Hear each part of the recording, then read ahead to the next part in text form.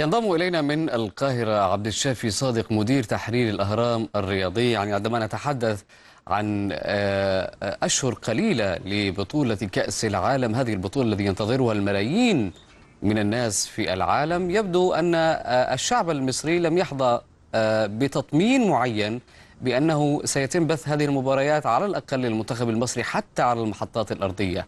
برأيك أين يقف الاتحاد المصري لكرة القدم من كل ما يحدث هناك؟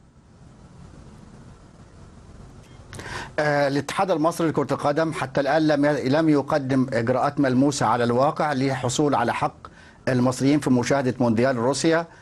مونديال روسيا من حق دول العالم العربي زيها زي بقية دول العالم كلها أو الشعوب العربية مشاهدة مونديال روسيا مجانا وبدون مقابل وبدون تشفير، تنفيذا لحكم محكمة العدل الأوروبية اللي صدر يوم 18 يوليو 2013 باعتبار التشفير ضد الإنسانية، وتنفيذا لميثاق الأمم المتحدة اللي بيعتبر التشفير ضد حقوق الإنسان وضد الإنسانية، وإن من حق الشعوب في العالم متابعة الأحداث الكبيرة، وكل دولة في العالم تحدد قائمتها الوطنية بمشاهدة الأحداث الكبيرة، منها كأس العالم لكرة القدم، ومنها كأس الأمم الأوروبية وكأس الأمم الأفريقية وكأس الأمم الآسيوية، على اعتبار أن التشفير من ضد حقوق الإنسان ومن عمل غير إنساني. عشان كده صدر الحكم في محكمة العدل الأوروبية بعد إجراءات كثيرة من التقاضي في المحاكم الأوروبية، وكانت هناك 4 دول هي اللي قامت بهذه الإجراءات للحصول على هذا الحق، هي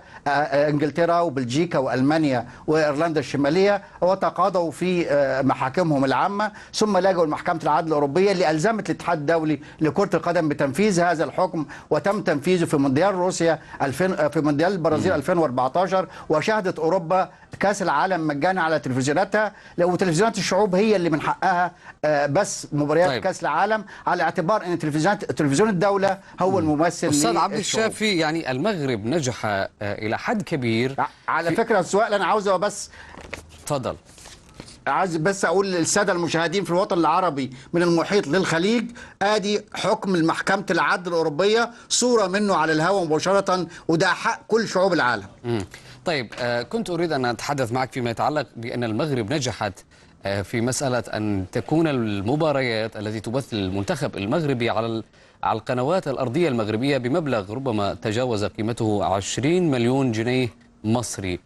لماذا إلى الآن لا توجد وسائل أو سعي من الاتحاد المصري لتطمين الشعب المصري بخصوص هذه المباريات؟ هل اكتفى بالمراكز الشبابية المجانية التي ستقوم بفتحها لمشاهدة هذه المباريات؟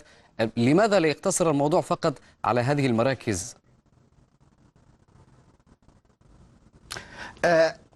إقامة الشاشات والساحات لمشاهدة المونديال دي حلول وقتية ومسكنات المفترض ان الشعوب تحصل على حقوقها طبقا لمحاكم محكمة العدل الأوروبية، وطبقا لما يحدث في العالم. ما فيش شعوب درجة أولى وشعوب درجة تانية. من حق الشعوب العربية مشاهدة مونديال روسيا على اعتبار انه ده حق من حقوق الإنسان. في مصر في إجراءات ان في الساحات في مراكز الشباب، لكن كان يجب على اتحاد كرة القدم ان يتقدم بخطابات رسمية